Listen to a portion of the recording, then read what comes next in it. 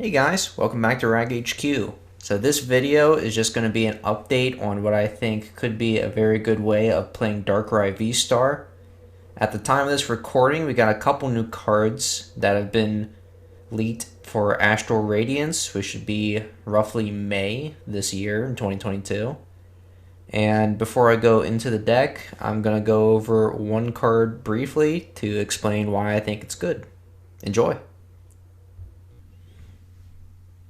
So I personally believe that Jubilife Village will be an excellent addition in Darkrai Vstar, especially if it's a pure variant like this one, where you're not going to have access to Arceus VSTAR's Starbirth ability.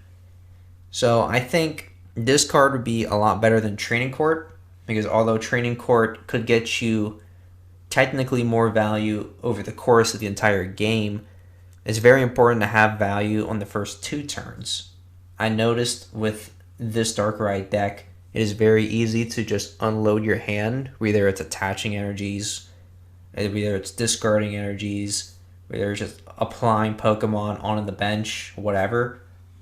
You're going to be low on cards, and you don't want to be low on cards for the rest of the game. You want to be able to set up your 2-hit KO or even your 1-hit KO immediately.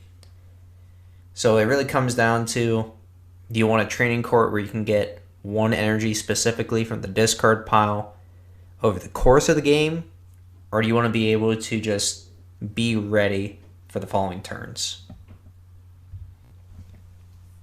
So as you can see by the deck list, it is pretty similar to the last list with some minor differences. So aside from the Jubilife Village, I put in a Pumpkaboo. So I was thinking, Path of the Peak really hurts the deck. Like, it stops the Darkrai Vstar's ability, it stops the Moltres V, and it stops Crobat V, which is going to be a very easy draw card. And it also hurts the Greninja.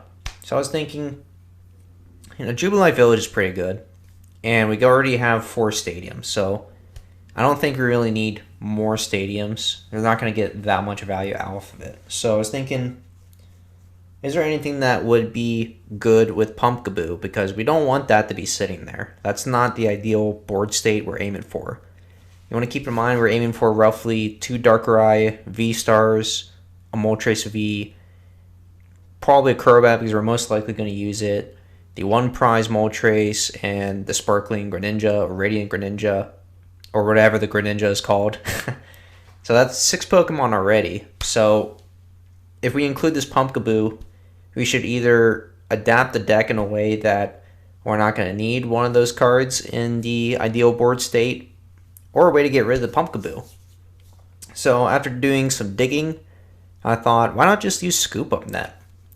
Scoop Up Net's a good card because not only does it combo with the Sparkling Greninja, but it also removes the Pumpkaboo from the board.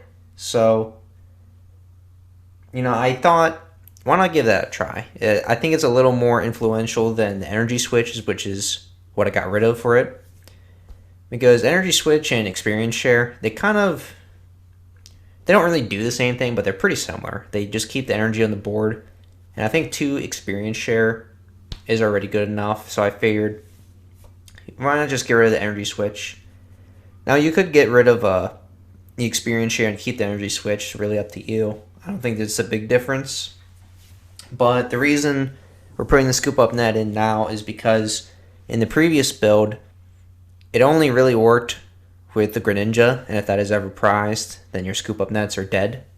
But now we have 2 good targets. One very searchable card to get rid of Path of the Peak, which is Pumpkaboo, and Greninja to just turbo through the deck, put the energy in the discard pile, and Dark Patch.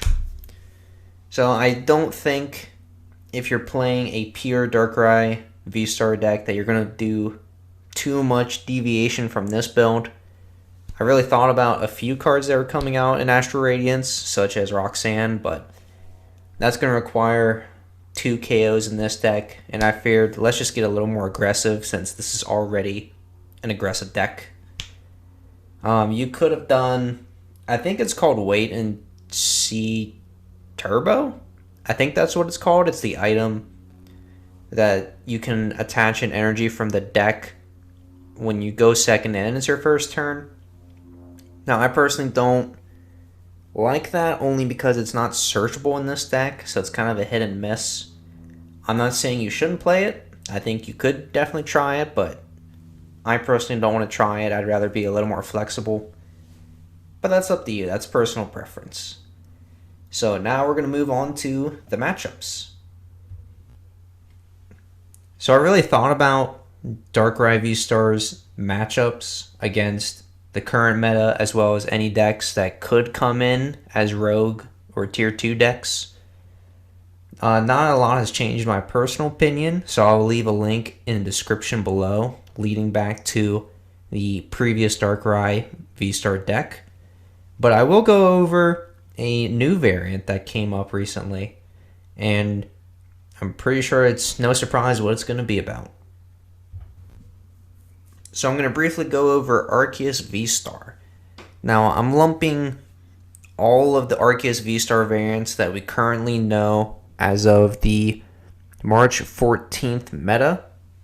So the problem with the Arceus VSTAR matchup is that it's so flexible that there are so many different Pokemon that it can be used with, such as Zapdos V, which could be a huge problem in this deck because it only requires realistically one energy, maybe two attachments from the Arceus VSTAR to just one-shot our Darkrai, whereas it's going to take us roughly 7 energies on the board to get the one-shot on the Moltres. So obviously it's a lot easier for them to win the prize exchange than it is for us. And on top of that, Arceus VSTAR has this flexibility where its VSTAR power is only once per game. They're only going to use it probably turn 2. So they could easily run Path to the Peak, which I know we have a few counters for that, but Path to the Peak is still Path to the Peak. So unless we find a quick ball to get to the Pumpkaboo, or any out to Pumpkaboo, as well as the Jubilife Village, we're going to have to not only build up our board to get the prize exchange in our favor, but we also have to play a Stadium War on top of that, which might be bad, might be good. It really depends on your draws. So I don't think it's a great matchup, but it's definitely not unwinnable. They're still going to be accelerating towards some random Pokemon, and they seem to rely heavily on just having the Arceus in general. So if you're able to get the KO on the Arceus V before it gets to Arceus VSTAR into Trinity Nova combo, or if you can capitalize on whatever it's powering up, then it could go either way. I still think the Arceus VSTAR has a slight edge in this favor, but definitely not unwinnable. I'd probably say, like, depending on the variant, it can go like 40 to 60, where it's like every 100 games you win 40, they win 60, or maybe even 45 to 55. But definitely not unwinnable. It's still doable. So after going over an updated version of Darkrai Vstar, thinking about the matchups, and thinking of its place in the meta, I personally think it'll still be a strong deck. I don't think it's going to be the best deck as of right now, but I do think it'll be in the top like 10-ish. I don't think its place has moved too much lower in the ladder when it comes out. It really just depends on your matchups for... If you were to go to a regional, it really depends on your matchups for the day, as well as your draws. Not saying it's like an RNG kind of deck, but it has its weaknesses, and it remains to be seen on how much different the meta will be as of May when this comes out, as well as when the meta finally normalizes. Again, I left a lot of opinions out only because my opinions really haven't changed too much compared to the previous Darkrai Vstar video. Again, I'll put that in the description below. And I want to say thank you for watching to the end if you did. Leave a like and subscribe if you enjoyed this. Let me know if you think I could have done anything differently. Let me know if you still think different variants are better, if you want me to go over different variants. Maybe I can make an Arceus version of Darkrai. Maybe I should leave it as pure and leave the rest up to you guys. Let me know.